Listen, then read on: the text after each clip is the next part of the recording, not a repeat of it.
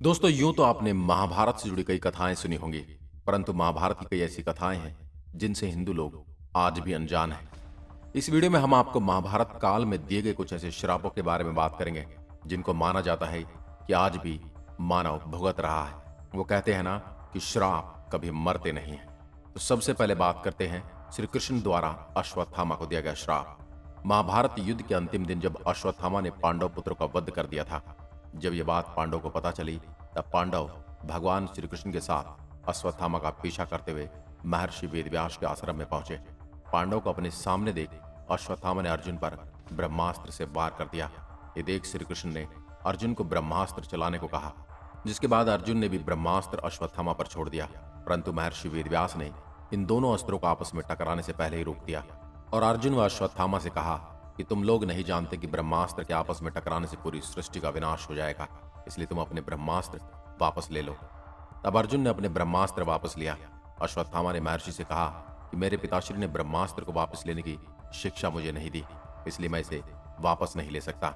इसलिए उसने ब्रह्मास्त्र की दिशा बदलकर अभिमन्यु की पत्नी के गर्भ की ओर कर दी। ये देख भगवान श्री कृष्ण ने अश्वत्थामा को श्राप दिया और कहा कि तुम 3000 वर्ष तक धरती पर भटकते रहोगे। किसी भी तरह तुम्हारी बात किसी आदमी के साथ नहीं हो सकेगी। तुम्हारे शरीर से पीप और खून की गंध निकलेगी, इसलिए तुम आदमियों के बीच नहीं रह सकोगे, दुर्गंध में ही पड़े रहोगे। इसी कारण आज भी यह माना जाता है कि अश्वत्थामा आज भी जीवित है और इस श्राप को भोग रहे हैं। नंबर 2, मांडव्य ऋषि द्वारा यमराज को श्राप। महाभारत में मांडव्य ऋषि का वर्णन आता है। एक बार जब राजा ने स्पष्ट न्याय में चूक कर दी और अपने सैनिकों को ऋषि मांडव्य को सूली पर चढ़ाने का आदेश दे दिया, परंतु एक बहुत लंबे समय तक भी सूली पर लटकने के बाद श्री ऋषि के प्राण नहीं निकले, तो राजा को अपनी भूल का एहसास हो गया। तब उन्होंने ऋषि मांडव्य को सूली से उतरवाया और अपनी गलती के लिए क्षमा मांगी। उसके बाद ऋषि मांडव्य यमराज से मिलने गए और उनसे पूछा कि मुझे किस कारण झूठे आरोप में सजा मिली। तब यमराज खुशी से बोले कि जब आप 12 साल के थे तब आपने एक छोटे से कीड़े की पूंछ में शूल चुभाई थी, जिस कारण आपको यह सजा भुगतनी पड़ी। यह बात सुनकर ऋषि को गुस्सा आ गया और उन्होंने यमराज से कहा कि किसी को भी 12 वर्ष की उम्र में इस बात का ज्ञान नहीं रहता कि धर्म क्या है और अधर्म क्या है। आपने मुझे एक छोटे अपराध की इतनी बड़ी सजा दी है, इसलिए मैं तुम्हें श्राप देता हूं। तुम शूद्र योनि में दासी के पुत्र के रूप में जन्म लोगे और अपने जीवन को भोगोगे। ऋषि मांडव्य के श्राप के कारण ही विदुर को हस्तिनापुर में जन्म लेना पड़ा। नंबर 3, अप्सरा उर्वशी का अर्जुन को श्राप। एक दिन की बात है जब अर्जुन चित्रसेन के पास नृत्य और संगीत सीख रहे थे, तभी वहां इंद्र की अप्सरा उर्वशी पहुंची। अर्जुन को देखकर वह मोहित हो गई। अवसर मिलते ही उर्वशी ने अर्जुन से कहा, यह अर्जुन, आपको देखकर मेरी काम वासना जाग गई है, अतः कृपया आप मेरे साथ विवाह करें और मेरी काम वासना को शांत कीजिए। इस पर अर्जुन ने कहा, हे देवी, आप हमारी माता समान हैं। हमारे पूर्वजों ने आपसे विवाह कर हमारे वंश का गौरव बढ़ाया है। आप पूर्ववंश की जननी हैं, मैं आपको प्रणाम करता हूँ। अर्जुन की बात सुन उर्वशी को मन में बड़ा गुस्सा आया और गुस्से में आकर अर्जुन को नपुंसक होने का श्राप दे दिया। श्राप देते हुए कहा कि तुमने नपुंसकों जैसी बात की है, अतः तुम्हें मैं श्राप देती हूँ कि तुम 1 वर्ष के लिए नपुंसक रहोगे। और फिर उर्वशी वहां से चली गई। जब देवराज इंद्र को अर्जुन के नपुंसक होने का श्राप का पता चला तो उन्होंने अर्जुन से कहा कि वत्स, तुमने जैसा व्यवहार किया वो तुम्हारे योग्य था। उर्वशी का श्राप ही भगवान की इच्छा थी। यह सब तुम्हें अज्ञातवास के दौरान काम देगा। अपने 1 वर्ष के अज्ञातवास के दिनों में तुम पुरुषत्वहीन ही रहोगे और अज्ञातवास पूरा होने पर तुम्हें दोबारा से पुरुषत्व की प्राप्ति हो जाएगी। और इसीलिए अर्जुन ने 1 साल तक विराट नगर में बृहन्नला बनकर वहां की राजकुमारी उत्तरा को नृत्य और संगीत की शिक्षा दी। नंबर 4, युधिष्ठिर द्वारा समूची नारी जाति को श्राप। महाभारत में दी गई श्रापों में युधिष्ठिर द्वारा नारी जाति को श्राप सर्वविध है।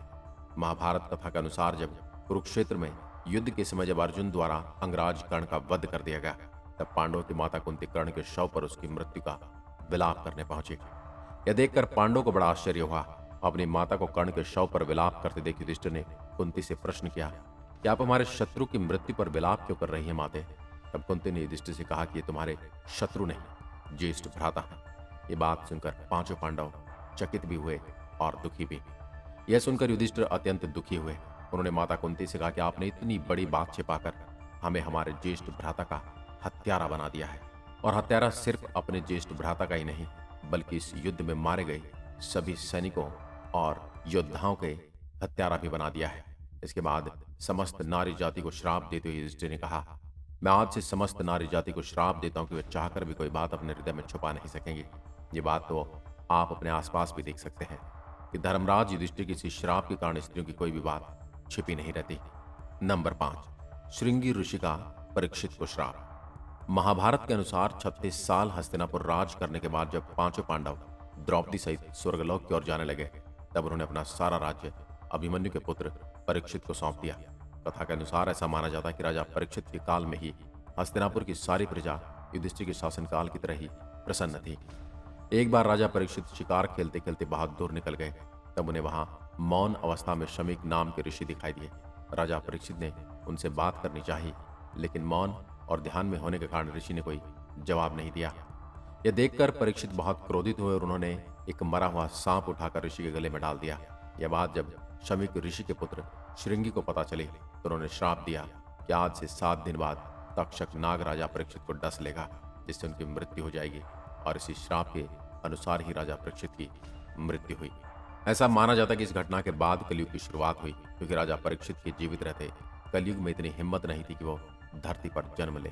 और दोस्तों, हम लोग इसी श्राप के कारण हम लोग कलयुग में अपना जीवन यापन कर रहे हैं। गांधारी द्वारा दिया गया श्री कृष्ण को श्राप।